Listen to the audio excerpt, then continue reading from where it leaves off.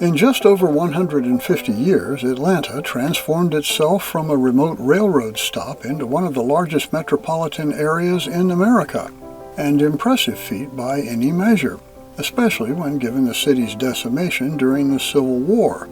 Atlanta's rise from the ashes is now the stuff of legend. But what is less understood is how in the 20th century Atlanta outpaced its southern peers to become one of the most consequential cities in the country. And it did so without the one key ingredient that nearly every northern powerhouse city relied on. Atlanta had no old money.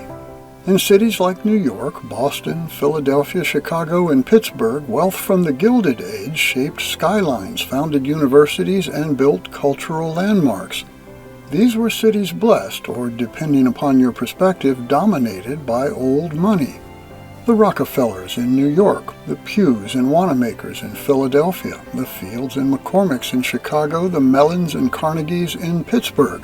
These families left behind more than fortunes. They left institutions, libraries, museums, orchestras, even entire city plans, funded and named in their honor. To be sure, there were wealthy, civic-minded Atlantans who generously contributed to the betterment of the city. But Atlanta had no Rockefellers, no Carnegies, no gilded fortunes passed down through generations. Atlanta may have had millionaires, but it did not have billionaires, which meant that instead of patronage, Atlanta would need to depend on partnerships. It's worth noting that not everyone had a seat at the Atlanta partnership table. In its early days, the circle of civic power was drawn tight, with black voices kept outside its lines. In time, Atlanta's black community would be granted a seat, not out of moral clarity, but out of political necessity. Still, even in its flawed form, Atlanta's model stood apart from its northern peers. New York's Carnegie Hall, for example, was a gift to the city from one of the richest men in the Gilded Age. By comparison, Atlanta's Municipal Auditorium was funded not by a single patron, but by a civic campaign, boosterism spirit, and public bonds. In Philadelphia, the arts were bankrolled by the city's elite, the Pews, the Annenbergs, the DuPonts.